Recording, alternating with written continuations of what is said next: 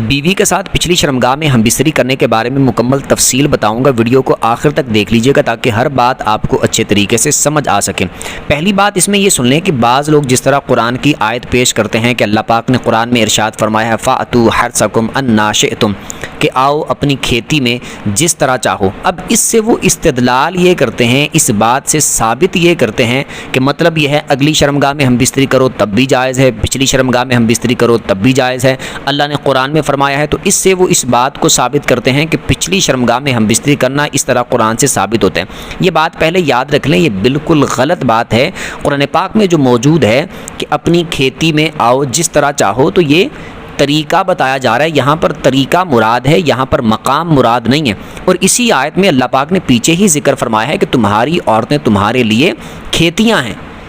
اور کھیتیوں سے مراد یہ ہے کہ جس سے ثمرہ حاصل کیا جاتا ہے، یعنی کہ اولاد مقصود ہو، اولاد حاصل کی جاتی ہے، تو اس اعتبار سے بیویوں کو کھیتی کہا گیا ہے۔ تو اولاد کا حصول کا تعلق اگلی شرمگاہ سے ہے، نہ کہ پچھلی شرمگاہ سے۔ اور پچھلی شرمگاہ میں تو ویسی غلاظت اور اس طرح کے معاملات والا سارا سین ہوتا ہے، تو اس میں اللہ پاک نے ہم بستری کرنے کی اجازت ہرگز نہیں دی۔ اس آیت سے مراد، اس آیت کے حصے سے مراد یہ ہے، اس میں طریقے پر گفتگو ہے کہ اپنی بیوی سے ہم بستری کرو، جس طرح مرضی طریقہ اختیار بندہ کیا جا سکتا ہے۔ اس سے یہ بات ثابت ہوتی ہے کہ لٹا کر کریں، بٹھا کر کریں، کھڑے کر کے کریں، بیوی نیچے ہو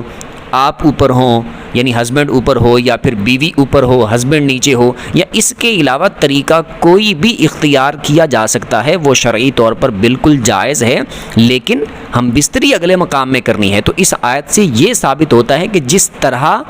آنا چاہو اپنی بیوی کے پاس، اپنی کھیتی کے پاس آؤ، یہ بات ثابت ہوتی ہے کہ ہم بستری جس طریقے سے مرضی کرو وہ جائز ہے۔ پچھلے مقام میں ہم بستری کرنا یہ اس سے بالکل جائز ثابت نہیں ہوتا۔ ایک بات، دوسری بات یہ ہے کہ ایک تو ضمناً اس میں یہ والی بات ہو گئی کہ پچھلی شرمگاہ میں ہم بستری کرنا جائز نہیں ہے، تو اس میں ساتھ میں یہ بھی بات بتاتا چلوں کہ پچھلی شرمگاہ میں جس طرح میں نے بتایا کہ ہم بستری کرنا شرعی طور پر جائز نہیں ہے، یہ گناہ ہے، ناجائز ہے، حرام ہے۔ اگر میاں بیوی کے درمیان ایسا معاملہ ہو جائے پچھلی شرمگاہ میں ہم بستری کرنے والا، تو اس سے توبہ لازم ہے، مرد کو بھی توبہ کرنی پڑے گی، عورت کو بھی توبہ کرنی پڑے گی۔ اور بعض افراد یہ بات بھی کرتے ہیں کہ اگر بیوی راضی ہو یا بیوی اور شوہر دونوں راضی ہو تو پھر ہم بستری کرنا جائز ہے پچھلی شرمگاہ میں۔ تو یہ بات یاد رکھیں، چاہے میاں بیوی دونوں بھی راضی ہوں تب بھی پچھلی شرمگاہ میں ہم بستری کرنا شرعی طور پر جائز نہیں ہے، وہ ناجائز اور حرام ہی رہے گا۔ اور اس میں باقی سارے بہت سارے جو نکاح کا اصل مقصد ہے، نکاح کا اصل مقصد ایک تو جیسے مرد کے لیے اپنی خواہش پوری کرنا، عورت کے جیسے جذبات ہوتے ہیں وہ پورے کرنا، تو یہ ساری چیزیں ہیں، لیکن اسلام کا بنیادی اس میں مقصد نسل کی بقا ہے، اولاد کا حصول ہے، انسانیت کی بقا ہے، انسانیت کی نسل آگے چلنا، یہ اسلام میں اس شادی کا، نکاح کا مقصد یہ ہے۔ تو اب جو خواہش پوری ہو رہی ہے، جو نسل کی بقا ہے، جو آگے نسل کا چلنا ہے، اس کا تعلق جب نکاح کے ساتھ، شادی کے ساتھ ہے، تو اس سے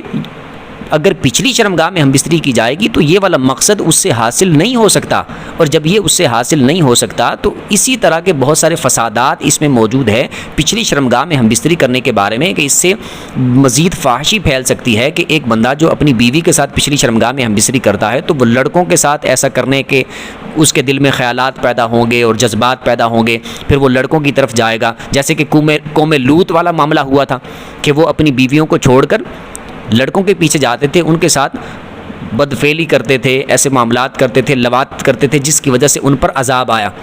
تو ان کے اندر یہ والی وارداتیں جو ہوتی تھی، یہ والے معاملات جو ہوتے تھے، یہ اسی وجہ سے ہوتے تھے کہ وہ پچھلی شرمگاہ میں ہم بستری کرتے تھے اور لڑکوں کے ساتھ ہم بستری کرتے تھے، جس سے ان کو زیادہ لذت محسوس ہوتی تھی، اور وہ اس طرح پھر اس خواہش کے پیچھے یہ اپنی عادت انہوں نے بنا لی اور بیویوں سے پھر وہ دور رہتے تھے۔ اور اس میں عورتوں کا نقصان ہے ایک اعتبار سے کہ جب مردوں کو اس طرح کی عادت اور لت لگ جائے گی تو پھر وہ اگلی شرمگاہ میں ہم بستری کرنے سے وہ لطف ان کو نہیں آتا، تو پھر وہ اس طرح دوسرے گناہوں کی طرف جاتے ہیں، مردوں کی طرف جاتے ہیں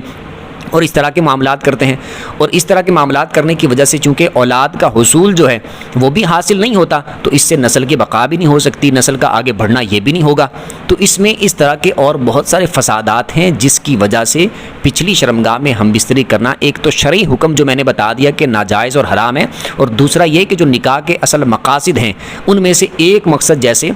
اولاد کا حصول ہے، نسل کی بقا ہے، یہ بھی اس سے حاصل نہیں ہوتا پچھلی شرمگاہ میں ہم بستری کرنے کی وجہ سے۔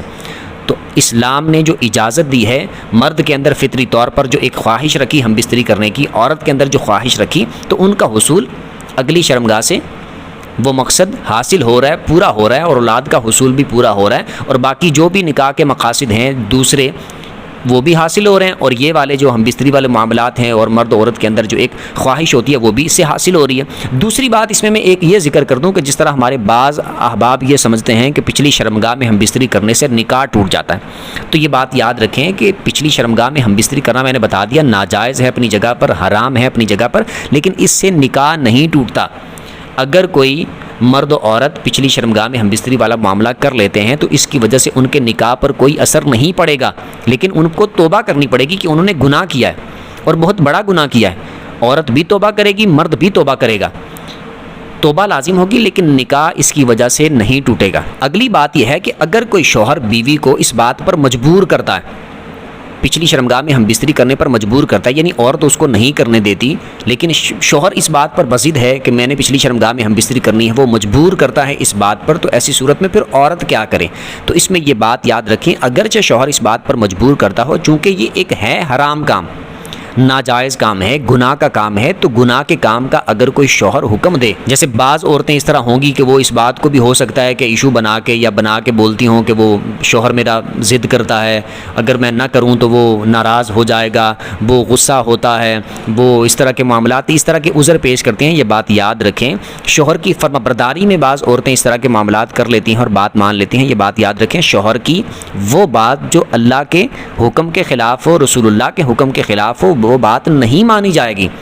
اور اگر وہ بات عورت ماننے سے انکار کر دے جو اللہ اور اس کے رسول کے حکم کے خلاف ہو، تو یہ عورت نافرمان بھی نہیں سمجھی جائے گی،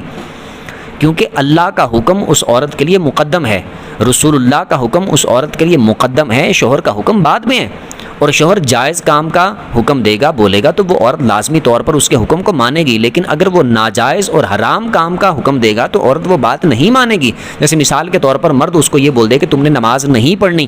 تو اب عورت کیا یہاں پر یہ عذر بنا سکتی ہے کہ شوہر مجھے منع کرتا ہے نماز نہیں پڑھنی تو اس وجہ سے میں نہیں پڑھتی؟ کیا وہ باز آئے گی؟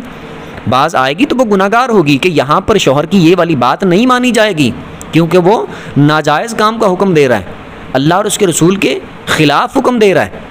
تو یہاں پر جس طرح یہ نماز والی بات نہیں مانی جائے گی، اسی طرح وہاں پر شوہر کی وہ والی بات بھی نہیں مانی جائے گی۔ اگر وہ پچھلی شرمگاہ میں ہم بستری کرنے کا بولے تو عورت اس کو انکار کرے، کوئی عذر بنا کے، ڈر کے، خوف کھا کے وہ اس کی بات کو نہ مانے، تسلیم نہ کرے، بلکہ انکار کرے کہ اللہ نے منع فرمایا ہے، اللہ کے رسول نے منع فرمایا ہے، اس بات سے منع کرے، اس کو روکے۔ اور شوہر کو بھی چاہیے کہ وہ اس بات سے باز آئے، عورتوں کو اس کام پر مجبور نہ کریں۔ ان کے لیے جب جائز طریقہ موجود ہے اگلی شرمگاہ میں ہم بستری کرنا ان کے لیے جائز ہے، نکاح کی وجہ سے ایک رستہ اور طریقہ جب جائز موجود ہے تو ایویں جان بوجھ کے گناہ کی طرف جانے کی کیا ضرورت ہے؟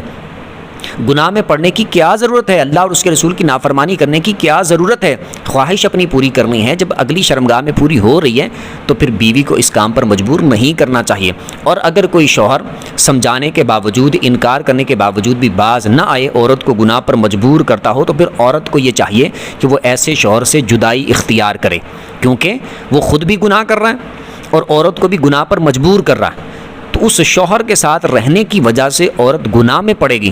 ناجائز کام میں پڑے گی، حرام کام میں پڑے گی، اللہ کی نافرمانی میں پڑے گی۔